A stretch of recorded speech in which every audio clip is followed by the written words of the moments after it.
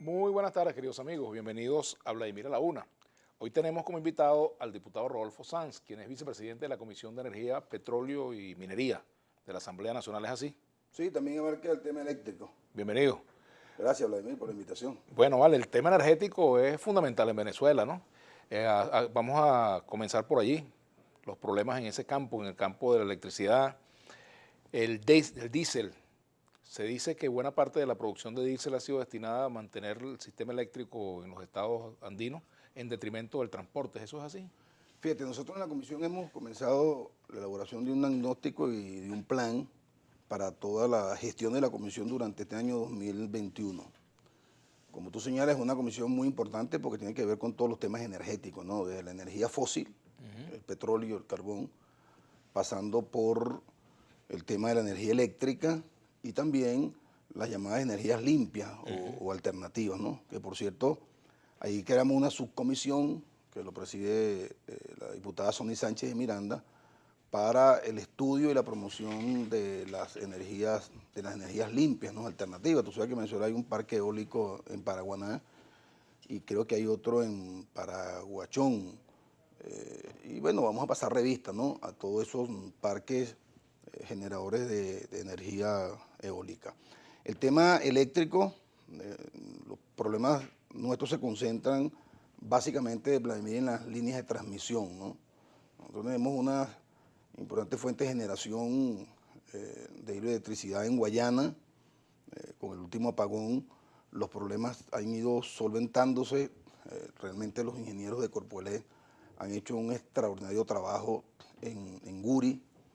Y también tenemos una buena parte de la generación termoeléctrica que falla en virtud de que las plantas se alimentan unas con gas y otras con Ahora, diésel, a propósito ¿no? de ese punto que tocaste, Rodolfo, las empresas de Guayana, ¿cuántas de las empresas tienen que paralizar sus plantas para impedir que consuman tal energía que puedan afectar el sistema eléctrico nacional? Fíjate, ¿Cuántas están en este momento sí, en esa en situación? la crisis de 2008 y 2009, ¿te acuerdas? Cuando el fenómeno del Niño, que Guri casi estaba en su nivel más bajo históricamente, hubo que paralizar las empresas básicas.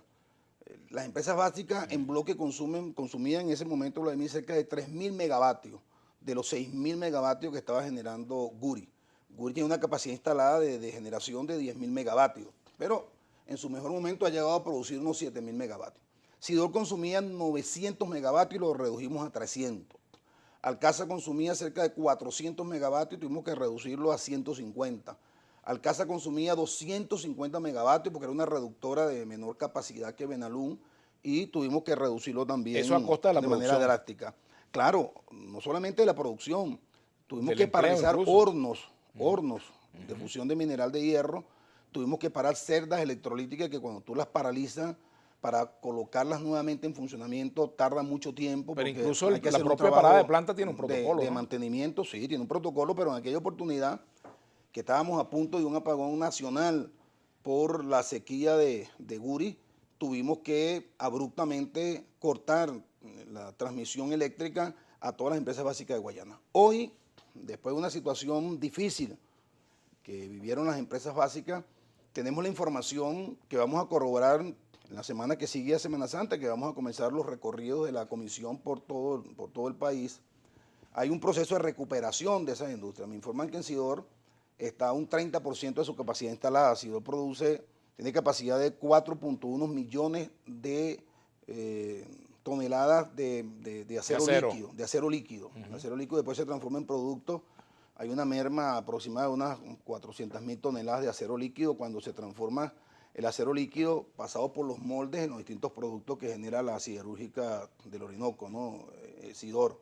Está ya un 30%, ¿no? Quiere decir que este año puede estar produciendo 1.200.000 toneladas de acero líquido. Eso se transforma en unos 800.000, ¿Y eso es para 900.000 exportación, toneladas de producto. para uso interno? Una parte se está usando para exportación, que son las briquetas. La briqueta es La planta de briquetas que está ahí. es un producto denominado HRD, hierro de reducción directa, ¿no? Diríamos que es la fase casi última de la alimentación de los hornos de fusión de ese mineral de hierro, porque es un hierro ya metalizado en un 96%, que a partir de ahí se transforma en acero líquido y después a los moldes para los distintos productos, planchones, palanquillas, etcétera, ¿no?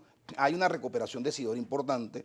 Se está exportando briquetas al mercado internacional, una briqueta de muy buena calidad porque el hierro venezolano, sobre todo el llamado fino, es un hierro de una altísima calidad. Y ahí no han pesado las sanciones, no han impedido eso las sanciones. No, lo están haciendo empresas privadas. O sea, se les vende a empresas privadas. Sí, se les vende a empresas privadas que lo venezolanas aquí, o del exterior. Extranjeras y venezolanas, pues. Pero en todo caso la comercialización no la hace el Estado, la están haciendo empresas privadas, pues no, porque todo lo que vuela al Estado venezolano, producto del bloqueo y de las coercitivas, mal llamadas sanciones, digamos, impiden, ¿no?, que el Estado pueda comercializar, como se hace también con el petróleo. Quiero decirte, Vladimir, que en el campo, ese es en el campo de la minería, en el campo de la electricidad te señalé que los cuellos de botella están fundamentalmente en líneas de transmisión, líneas muy viejas que hay que comenzar a sustituirlas, algunas subestaciones, ¿no? Pero entonces hay un problema de desinversión del Estado, que no hizo las inversiones que debía hacer. O sea, durante todos estos años se han debido hacer inversiones que no se hicieron, y cuidado si antes.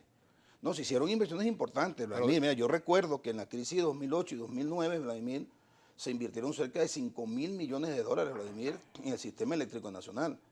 El problema es que el Estado no puede meter todo el dinero que tiene a una sola industria.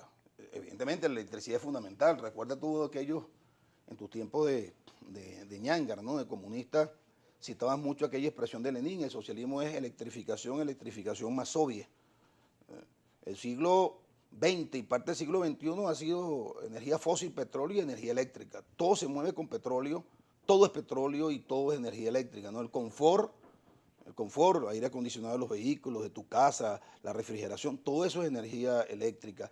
Y esos aparatos están hechos de petróleo. Ya que me hablas de comunismo, te voy a preguntar, ¿qué se está haciendo aquí en Venezuela a la luz del marxismo-leninismo, de los manuales del marxismo-leninismo, y qué está haciéndose a contravía? ¿Tenemos que hacer la pausa ya o todavía algunas cosas en una y otra dirección? No, todavía no. Pero déjame, yo no, tú sabes, yo no rehuyo ese tema, ya déjame terminar aquí.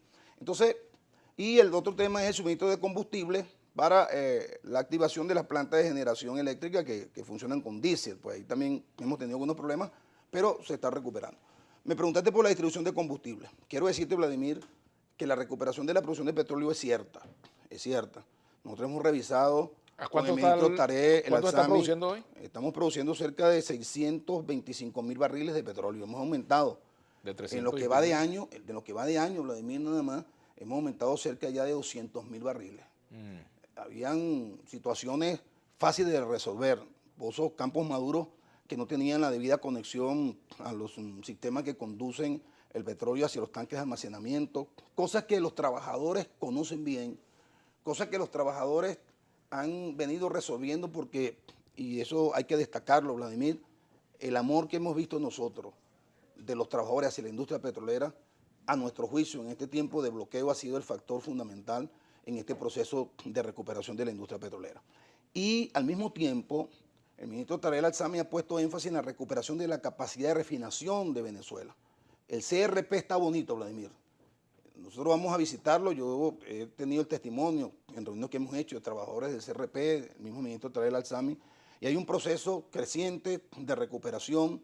Están haciendo válvulas en los talleres de PDVSA, están reforzando tuberías en los talleres de PDVSA.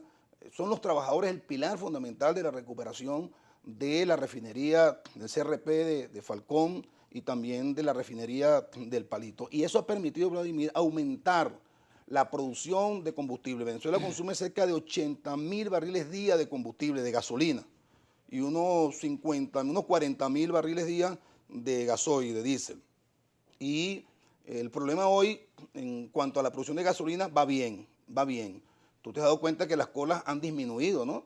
Además, el hecho de que se haya establecido en algunas estaciones el cobre en dólares, en divisa, pero eso es lo que ha disminuido la cola, porque yo he visto ha disminuido el consumo. No es que había que desactivar el consumo. Las colas, por ejemplo, de gasolina subsidiada son inmensas todavía. Ni tanto. Yo tengo el parámetro de la autopista, por donde transito todos los días, la autopista de Petare-Guarena. Ahí la cola era inmensa. Mira, tenemos que hacer la pausa. Ahorita hay cola para el diésel, ¿no? Pero la gasolina realmente ha habido una mejoría significativa. Guarda gasolina porque todavía sigue el programa. Te quiero dejar una pregunta a propósito de eso. Vamos a ir a una unificación del precio de la gasolina. De eso vamos a hablar al regreso. Ya venimos. Sanz a la una, nuestra etiqueta para el día de hoy.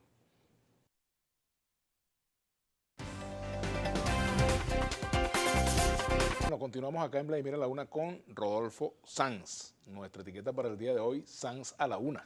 Me dejaste una pregunta al aire, precio de Sí, la gasolina. te dejé Mira, una pregunta al aire. El precio de la gasolina se va a unificar, se va a regresar al precio subsidiado.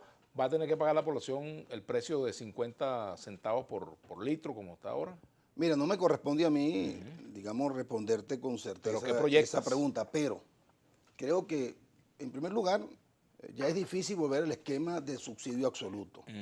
Eso no es posible económicamente sostenerlo y eso es inconveniente para las finanzas y la producción de combustible en el país. En segundo lugar, producir un ajuste del precio de la gasolina en divisa, referenciado en precios internacionales, algunos países que fluctúan entre $1 y 1.5 dólares por litro, tiene que ser precedido de un ajuste en la capacidad de consumo, en la capacidad de compra de la sociedad venezolana, ¿no? Entonces tenemos que ver cómo, con distintas políticas económicas de incentivo, a mi juicio, tanto a la producción, que es la oferta, como a la demanda, que es el consumo, se produce un ajuste que permite elevar tres cosas que para mí son esenciales en una sociedad y que definen y determinan el día a día de la vida de la gente.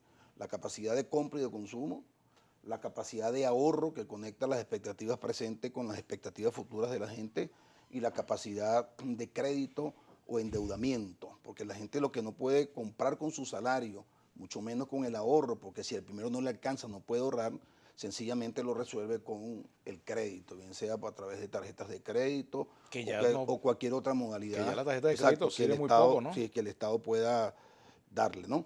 De manera que antes de pensar en un ajuste definitivo del precio de la gasolina, tendríamos que pasar por un proceso, a mi juicio, de recuperación de esos tres elementos que te estoy señalando. Y en tercer lugar, convendría en un momento determinado, Vladimir, desactivar el consumo de gasolina por la vía del precio, por aquello de que a los venezolanos y a todos, a los chinos, a todos los seres humanos, lo que les duele es el bolsillo, ¿no? Nosotros tenemos que llegar a un momento en que ajustemos hacia abajo el consumo de gasolina de manera, Vladimir, que nos quede un excedente de gasolina para la exportación, porque déjame decirte que hoy exportar gasolina es mucho más rentable que exportar crudo, que exportar petróleo. En la medida en que tú desactives el consumo de gasolina por la vía del precio y por la vía de continuar ese programa que inició nuestro comandante Hugo Chávez, que fue el cambio del patrón energético, digamos, del funcionamiento del parque automotor, sustituir la gasolina por gas, pudiéramos tener un ahorro importante de gasolina para los mercados internacionales. Hacia allá tenemos que ir, porque, te repito, da mucho más dividendos refinar crudo, producir gasolina y exportar gasolina. Pero eso tendría que emparentarse con una visión más liberal de la economía. Claro, y déjame decirte algo, Vladimir. Porque sin eso importante. No lo vas a... O sea, esa es una medida que si tú la tomas de forma inconexa con otros puntos, pues no se traducen resultados, ¿no? Vladimir, en el mundo, yo te voy a decir una frase de Fidel Castro para romper un prejuicio. Fidel Castro dijo, a veces creemos que estamos construyendo socialismo y estamos usando categorías económicas empleadas por Adam Smith. Con eso quería decir, muchas de las cosas que hacemos de alguna manera están conectadas con la visión liberal, que no neoliberal, de la economía, ¿no? La economía. El tema, por ejemplo, del impuesto al valor agregado, eso no es una marca socialista. Eso lo inventó Adam Smith, eso ya lo planteó Adam Smith en su famosa obra. Bueno, cuando estamos en la causa R nos opusimos al IVA. Y cuando estamos en la causa R nos opusimos al IVA. Y se ha reducido. Pero después, fíjate, y se redujo gente que en el pasado estaba en contra, pues fueron gobiernos, llegaron a los gabinetes económicos y entonces no solamente que los mantuvieron, sino que los aumentaron. Claro, por eso es que los chinos, Vladimir, con un pragmatismo que les caracteriza, no se han detenido muchas veces a pensar si una fórmula es liberal, es comunista, es socialista, para aplicarla a la economía. Simplemente miden eso por el resultado. Deng Xiaoping, yo lo decía en uno de mis artículos, lo resolvió de una manera muy pragmática, muy práctica, ¿no? Tanto el mercado como el mercado como la planificación son métodos. Sí, yo te leí. Son métodos. Y dice, no importa que una medida sea capitalista o socialista, es capitalista si sirve al capitalismo, es socialista si sirve al socialismo. Ahora, las medidas no se deberían evaluar de esa manera, sino ¿sirven o no sirven para el país, para la economía? ¿Producen resultados positivos o no producen resultados? Los chinos no se detienen, no se han detenido en ese problema conceptual, teórico, epistemológico, no. Los chinos van al resultado.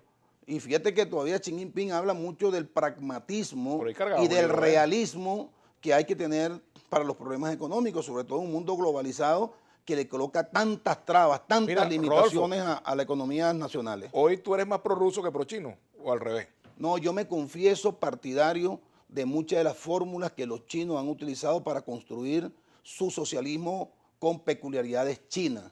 Aquí podemos tener un socialismo bolivariano con peculiaridades chinas. Yo te quiero preguntar a ti, ¿no? aquí Es decir, para que me expliques qué hay algunos aquí. elementos de lo que han hecho los chinos en economía. ¿Qué es lo que hay en Venezuela? ¿Qué modelo económico hay aquí? ¿Qué es lo que tenemos?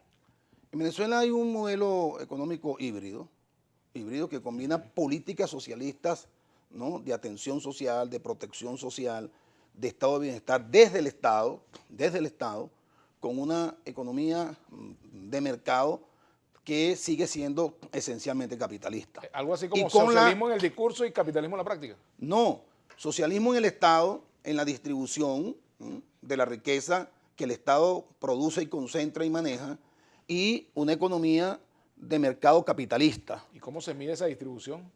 Bueno, por todos los programas sociales. El problema, Vladimir, es que en la economía clásica y neoclásica, la distribución de la riqueza se mide por el Producto Interno Bruto. El Producto Interno Bruto, ya lo están diciendo incluso los chinos, no es una medida real de la distribución de la riqueza que se hace desde el Estado y desde el propio mercado. Déjame decirte, y desde el propio mercado, ¿no? El mérito de los gobiernos de izquierda, Vladimir, en la época de oro del presidente Chávez, de Lula, de Correa, fue que hicieron coincidir por primera vez el aumento en el Producto Interno Bruto de esas economías con una disminución de la riqueza. Y entonces, el aumento de la producción nacional medido en valor monetario produjo vía programas sociales, vía subsidios, vía créditos blandos. Dijiste disminución de la riqueza. De la pobreza, una disminución de la riqueza. Te lo digo de otra manera, pues. El aumento de la riqueza expresada en el PIB se expresó en una disminución de la pobreza, ¿no?, expresada en el conjunto de políticas sociales que los gobiernos desarrollaron hacia los más pobres, hacia las clases subalternas de la sociedad. Tú me vas a decir, ¿eso es una combinación de Estado y mercado? Sí. Es que no es posible hacer otra cosa en economía. Por eso digo que ya esa discusión de Estado y mercado es ociosa en el campo económico. Y los chinos lo demostraron. Los chinos demostraron que ¿por qué al chavismo le costó tanto tiempo aprender eso? Con planificación. ¿Por qué costó tanto tiempo al chavismo aprender eso o asumirlo? No es un problema que haya costado. Es un problema, Vladimir, que las escuelas de pensamiento económico, tanto de izquierda como de derecha, crearon muchos dogmas, Vladimir. Aquí hay dogmas de derechas y hay dogmas de izquierda también. Hay dogmas en los dos campos. En el chavismo hay el dogmatismo de izquierda es malo. ¿En el chavismo hay dogmas de los dos? No, yo no me he puesto a estudiar, digamos, en detalle si en el chavismo hay ese tipo de corrientes. Hay compañeros que expresan una concepción que pudiera estar muy vinculada a un estatismo absoluto. Hay individualidades. Y otros que expresan una visión que tal vez sin darse cuenta manejan categorías de la economía liberal. Eso no es pecado, Vladimir. Tú sabes que a la izquierda siempre ha resultado como un pecado la calificación de reformista. Eso no es ningún pecado. Eso no quiebra hueso, para empezar por allí. El problema es qué resultado producen las políticas económicas. ¿Qué resultado produce una política que pudiera calificarse de capitalista en un momento determinado? ¿Y qué resultado produce una política precalificada de izquierda en el campo de la economía? Ese es el debate hoy. Ahora, en el caso, mundo, si nos medimos, y eso lo demostraron los chinos. Si nos medimos en América Latina, tenemos el salario mínimo más bajo del continente y tenemos una población empobrecida. O sea, la receta no funcionó. No tuvimos el mayor salario de América Latina, no te olvides de eso. Estás hablando en pasado, pero bueno, estamos ya hablando va, de pero hoy. bueno, que tú crees que el presente no se explica no se explica desde el pasado.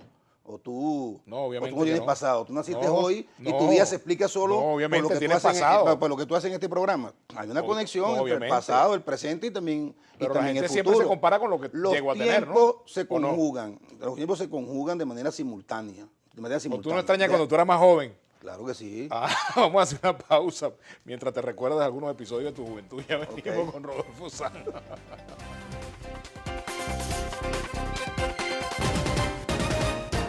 hay una invitada que se decepcionó porque creía que era Alejandro Sanz el invitado, no de Rodolfo Sanz.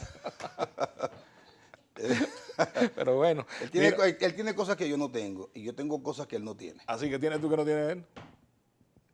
Talento. ¿Y qué tienes que no tienes tú? Quizás la voz, ¿verdad? La voz. Aunque yo canto. Así. Todos los San cantamos. Ah, qué bueno. Él es primo tuyo, me imagino yo. Pariente, el apellido San es de origen español. Sí, claro. Claro. Está bien. ¿El Villegas de dónde viene? Bueno, se viene de Villegas español también, obviamente. Villegas. Claro, claro. El ¿Cómo tú Poljak, le dices el Poljak es Villegas? croata. ¿Ves? Claro, así es. Sí. Tal cual. Bueno, Rodolfo, seguimos. Aquí te pregunta. Dice aquí Carlos Torres. Buenas tardes. Dile al invitado que tanto conoce de la realidad del país, ¿por qué tanto la electricidad como la gasolina tienen faltando o fallando más de 8 años? Bueno, porque hemos tenido problemas en los sistemas de distribución de energía, ¿no? En la línea de transmisión primero y también en los sistemas de distribución. El elemento central que el gobierno está atacando es la sustitución de las líneas de transmisión y en algunas zonas la distribución, porque es, digamos, generación, transmisión y distribución. Los problemas están fundamentalmente en esas dos. Y uno que se suma adicionalmente, que es con la caída de la producción de combustibles, el diésel que se requiere para alimentar las plantas termoeléctricas. Pero bueno, estamos ahí avanzando. Recuerda que la economía, y se lo digo al televidente, es un sistema. La economía los problemas no se ven aislados, ¿no? Una falla, por ejemplo, en la generación, en la producción de combustible en Venezuela, encadena todos los sectores productivos que dependen del diésel para poder funcionar sus plantas, ¿no? Así como el parque automotor, sobre todo la estructura logística de transporte que se encarga de llevar la producción a los mercados dentro del país. La economía es un sistema, No podemos ver los elementos del sistema aislados, sino como una Hay un totalidad. punto que me gustaría tocar contigo también, porque hemos abordado todos estos días el tema de la pandemia y no podemos dejarlo fuera de esta conversación.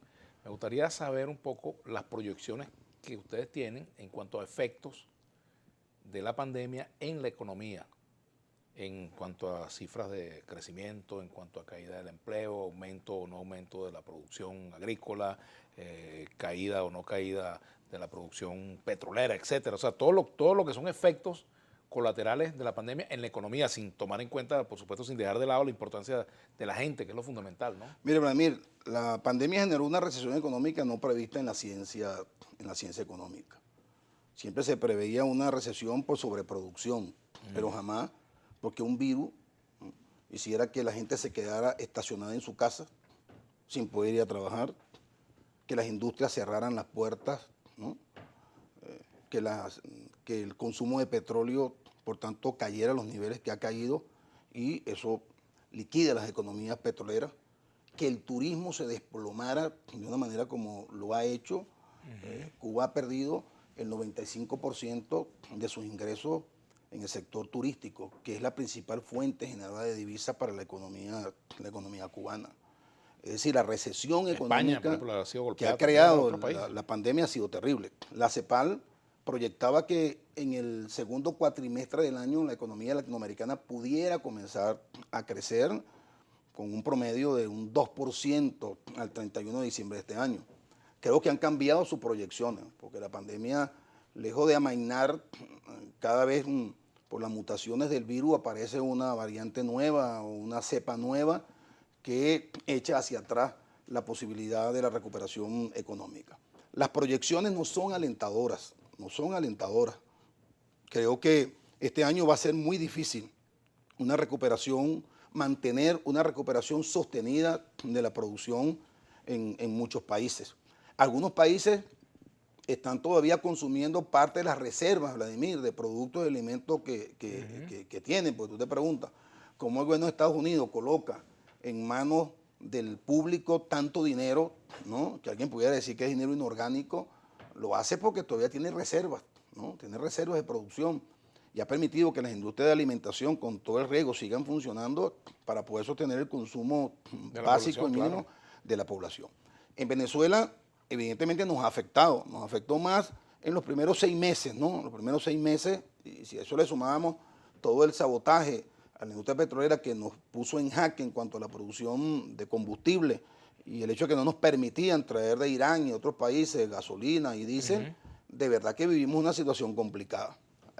A principios de este año la situación fue bajando un poco y ahora se nos presenta con esta variante brasileña una situación muy delicada que amenaza con sobrepasar las capacidades instaladas en nuestros centros hospitalarios, ¿no? Por eso el presidente Maduro ha tomado medidas muy radicales, la estamos viendo en el desplazamiento en autopistas y carreteras para frenar la propagación de la variante brasileña, que es muy fácil de producir el contagio y es letal en las consecuencias que generan para el organismo humano. De manera que es probable que, digamos, sea más lenta la recuperación económica si esta variante sigue afectando como lo ha hecho. En síntesis, Vladimir, el mundo tiene que ir hacia un nuevo esquema, ¿no? Hacia un nuevo esquema que le permita sobrevivir a situaciones como la generada por esta pandemia. Por eso se comienza a hablar de un nuevo orden económico mundial pospandemia, donde haya un sistema de salud mundial, universal, donde la privatización de la salud ceda espacio a lo público, ¿no? Porque mucha gente ha muerto y sigue muriendo porque no tiene cómo pagar un tratamiento anti-COVID en Estados Unidos. Yo parto de la idea, no sé si estás de acuerdo conmigo, Europa, ¿no? que aquí se ha podido hacer mucho más por nuestro sistema de salud público y no se hizo cuando las vacas estaban gordas. Bueno, Vladimir, errores se han cometido, pero tú no puedes negar, Vladimir, una cosa no quita la otra. Porque tú fuiste cuando tú fuiste paciente de COVID, ¿verdad, Vladimir? Claro. Ajá. Pero acá. ¿Qué medicamento tú usaste? Bueno, media red de farmacia para no nombrarla. Ajá, pero encontraste Remdesivir, ¿verdad? ¿Ah? Te colocaron ese medicamento. Varios medicamentos. Exacto.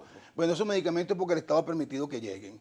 Y el Estado, Vladimir, ha financiado, yo estuve enfermo también del COVID, y me pusieron el medicamento que trajo el gobierno y el Estado venezolano. Es decir, si ha habido falla en el sistema de salud en el pasado, si hubo corrupción, ¿no?, que no la negamos, en el sistema de salud, no es menos cierto que el hecho de que Chávez haya minado el país de CDI, de ambulatorio, de salas de rehabilitación, ha permitido que en esos centros hayan podido aislarse toda la cantidad de personas que se han contagiado con el COVID, Vladimir. Y que la atención del Estado, a mí me tocó dirigir junto con el camarada Héctor Rodríguez, siendo secretario de Gobierno, la ofensiva del gobierno regional como expresión del gobierno nacional contra el COVID en Miranda. Y fue efectiva en los días más difíciles del contagio de COVID.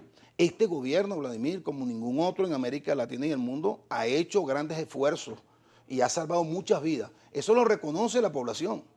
Cuando tú mides al presidente Nicolás Maduro, ¿no?, por el trabajo que ha desempeñado en el combate al COVID, aparece altísimo, altamente valorado, porque ciertamente nadie, ni los más fanáticos de derecha pueden negar todo el esfuerzo que el gobierno ha hecho en materia de enfrentar, ¿no?, esta pandemia y la preocupación que me consta ha tenido el presidente Maduro, han tenido dirigentes importantes de esta revolución por el combate, porque además hemos vivido en carne propia, Vladimir, como también lo viviste tú, los efectos letales de este virus.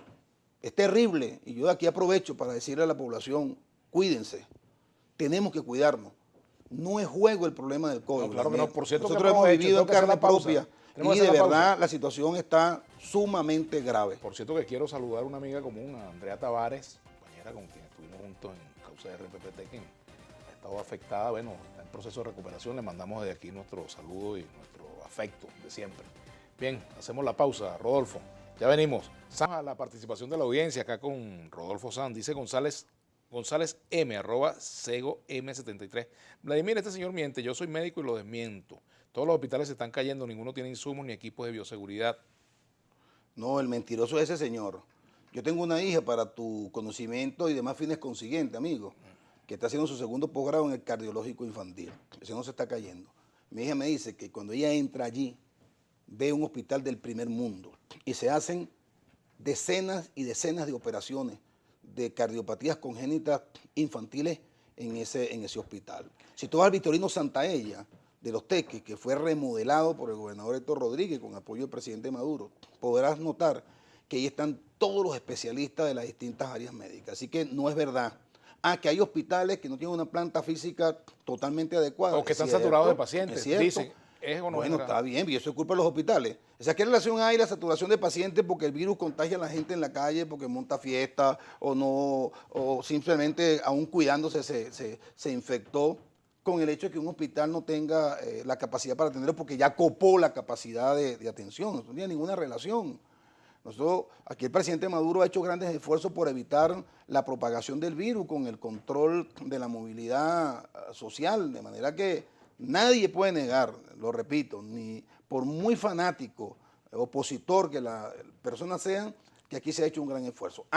Que esta variante brasileña ha generado una situación mucho más compleja y más difícil, porque la velocidad de contagio es mucho más acelerada, aumenta la cantidad de pacientes y eso tiende a saturar algunos hospitales y CDI. Bueno, eso es verdad, pero eso se va a enfrentar seguramente cuando comprobemos que ciertamente hemos llevado a esa situación. Se habilitarán carpas militares, hospitales de campaña. El gobierno encontrará la fórmula, como la ha encontrado en este año que ha pasado, para atender a los pacientes que se contagien. Como eres diputado, te pregunta Gerardo aquí. Un saludo, Vladimir, excelente programa. Pregunta al invitado qué ha sucedido que no se ha procedido al pago de los extrabajadores de la faja petrolífera del Orinoco, acta convenio. Solo esperamos respuesta del presidente Nicolás Maduro, un reclamo en el ámbito de la economía, ¿no? Está bien, así como se hizo el ajuste laboral en el contrato colectivo, seguramente el ministro Trael Alzami debe estar procesando eso, pendiente de eso. Luis Armando Zavallo. Si está subiendo la producción de crudo, ese producto, ¿a quién se le ofrece? ¿O qué se hace con esa producción para evidenciar una leve mejoría en la economía? Se está vendiendo, una parte se está almacenando y otra parte se está vendiendo a empresas privadas que se lo llevan, porque recuerda que el Estado venezolano no puede hacer las ventas de manera directa por el bloqueo y las llamadas sanciones, pero se está vendiendo, porque si no se paralizará la producción porque tuvieran los tanques de almacenamiento repletos. Aumentó la producción y se está vendiendo un poco más de petróleo. Irán Millán, ¿por qué no le meten lupa a la corrupción diaria que se vive en las bombas de gasolina? Cobran $5 los mismos policías por pasarte descaradamente. No crea que no se está haciendo, van a venir sorpresas. Nosotros en la Comisión de Energía y Petróleo hemos montado un sistema que nos va a permitir a nosotros tener control y vigilancia sobre el cobro en divisa que se hace en las estaciones de combustible, ¿No hay control de eso? Incluso en algunas donde el producto es subsidiado, ciertamente manos inescrupulosas, pues, de funcionarios que no voy a identificarlo hasta que no tengamos nosotros los elementos probatorios que se prestan ciertamente para el negocio ilícito, pues, ¿no? Cobrarle a la gente por las colas, a vender cupos en las colas, etcétera. Pero eso lo estamos atendiendo. Alexandra Andrade te dice lo siguiente: caramba, Vladimir Villegas, o Vladimir la carta, Vladimir a la una, todos mis cuentas. ¿Será que ese señor sigue con las gringolas y no logra observar la situación de la empresa? Aunque es uno de los que destruyó las empresas básicas de Guayana cuando fue presidente de la CBG, te dice. Mira, eso es un mito perverso y malvado que crearon. Yo te voy a informar a ti que cuando yo salí del Ministerio de Minas e Industrias Básicas, Sidor produjo en el 2008, yo fui ministro, 3.900.000 toneladas de acero líquido y produjo utilidad por $54 millones. 2009, 3.850.000 toneladas de acero líquido y produjo utilidad cercana al $43 millones. El año en que más oro se produjo, y yo lo reto porque hay una campañita, ¿no?, contra mí en eso, Vladimir. Ahora, ¿esa campaña es endógena o exógena? No, eso es endógeno-exógena. ¿Cómo es eso? Simultánea. Eso es como flexibilidad estricta. Sí. Tú sabes, la gente inteligente sabe a qué me refiero con eso, ¿no? El año que más oro se produjo. Pero esa campañita nació en Guayana o nació en otro lado. Nació en Guayana, oficialmente con ramificaciones. ¿Civiles o militares? No, de seres humanos. Fue el año en que más oro se produjo. Se le venció la concesión a la mina Tommy de Redemín y a la mina Camorra de la empresa Ecla Mining Company. Yo no la renové. Y nosotros junto con Minerven, esas dos plantas, logramos producir en el 2008, en 2009, 7 toneladas de oro, Vladimir. Cuando yo salí como ministro, dejé en el Banco Central de Venezuela 1,5 toneladas de oro depositada, que correspondía al ministerio vendérsela al Banco Central. El presidente Chávez me dijo, deposítala ahí, Rodolfo. Lo que estoy diciendo es comprobar, ¿sabes por qué? Porque todas esas empresas tienen los sistemas automatizados.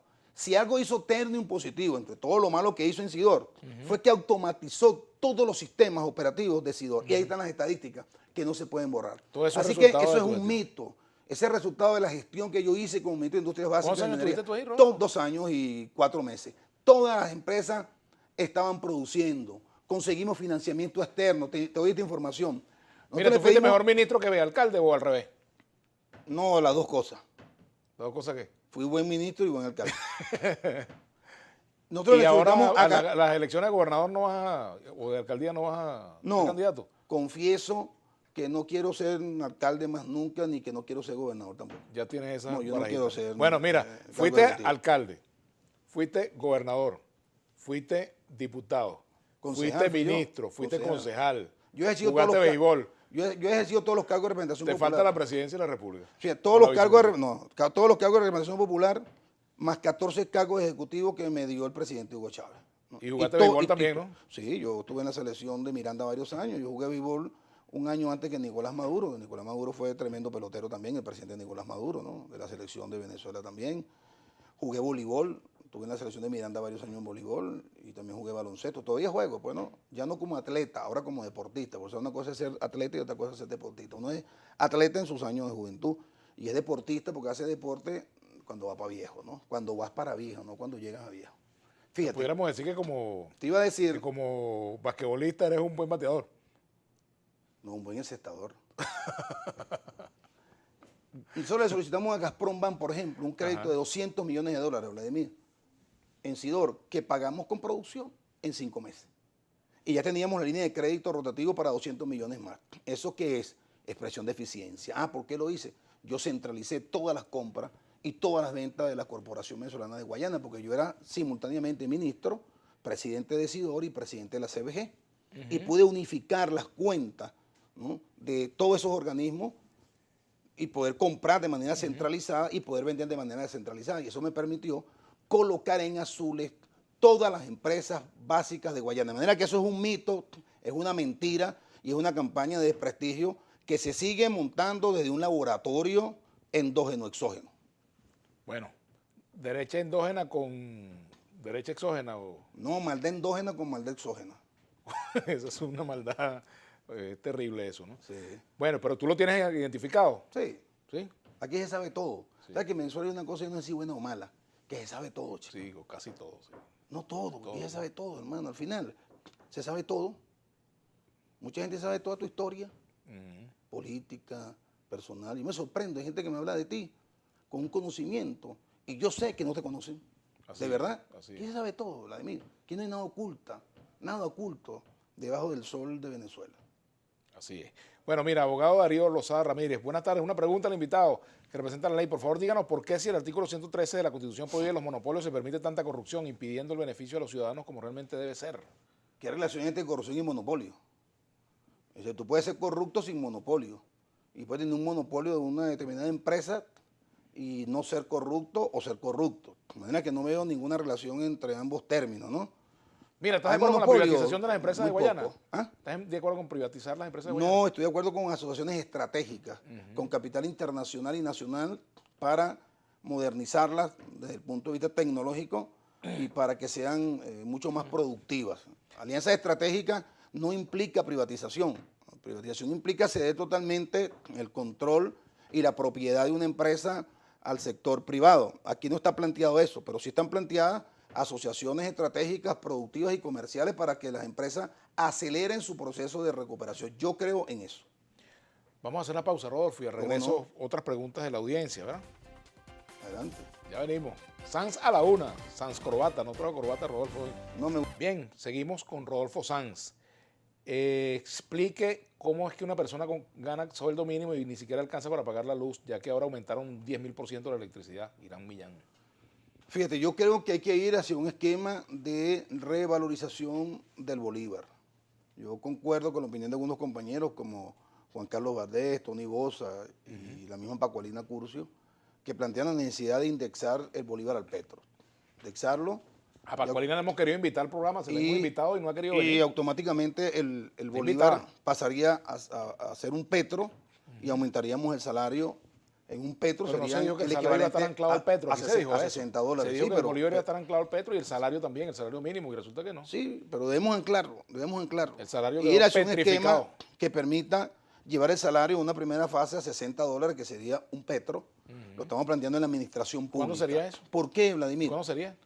No, lo estamos planteando, pero Este año, es por una ejemplo. decisión del gobierno. Nosotros planteamos que sea este mismo año, ¿no? Y hay plata Pensamos para eso, que o se pudiera tendría ser. que hacer con pudiera dinero ser. orgánico, ese es el problema, ¿no? No, pero es que ese no es el problema, Vladimir. Mira, si el año pasado el Producto Interno Bruto, a pesar de haber caído, está cercano a los 48.000 millones de dólares, tú puedes, con ese excedente de producción que hay en el país, porque al mismo tiempo el consumo ha bajado por el tema de la capacidad de compra del salario, producir un aumento del salario sin que eso impacte, Vladimir, la oferta.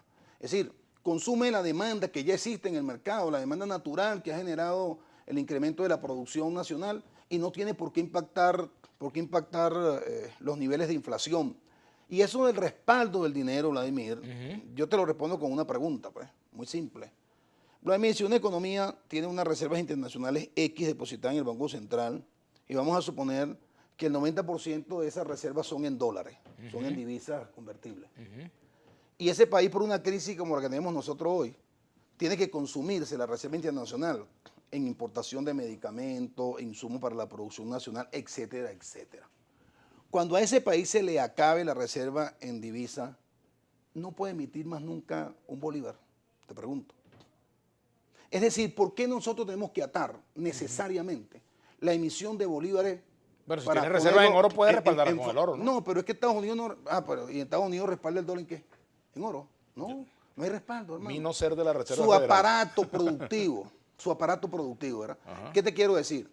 El límite para emitir dinero no es la cantidad de reserva en dólares que tú tengas en el Banco Central. Debe ser la capacidad de producción instalada y en pleno desarrollo. Y hoy, Vladimir, hay una oferta en el mercado, producto del aumento de la producción, como ha dicho el presidente Maduro, que no se está consumiendo porque la capacidad de consumo y de compra Se ha por la caído. devaluación del bolívar se ha caído. ¿Y por qué te digo? Te pongo el ejemplo de la reserva y la emisión. Entonces, ¿qué hacer? Bueno, ya te dije. Es una primera fase. Un nuevo Bolívar, por En ejemplo. una primera un plan fase- real como el de Brasil, por Sí, ejemplo. sí, ¿Estás de sí. acuerdo con lo que pasó? La primera fase es lo la que hizo Fernando indexación. Enrique en sí. Brasil, por ejemplo. La primera Fernando fase Enrique es Cardoso. la indexación de una moneda débil, el bolívar, a una moneda fuerte que sería y unidad de cuenta indexada, que es el petro. Y la segunda fase, yo lo he planteado en mis artículos, es la creación de un bolívar convertible. Tema de economía política. Con paridad cambiaria 1 a 1 con el dólar. Y la emisión de un nuevo cono monetario con billetes de 1, de 2, de 5, de 10, de 20, 50 y 100 similares al dólar. ¿Cuál es la ¿Y preocupación? cuál sería la clave para que para que la inflación no se lo trague? No se lo va a tragar porque está 1 a 1.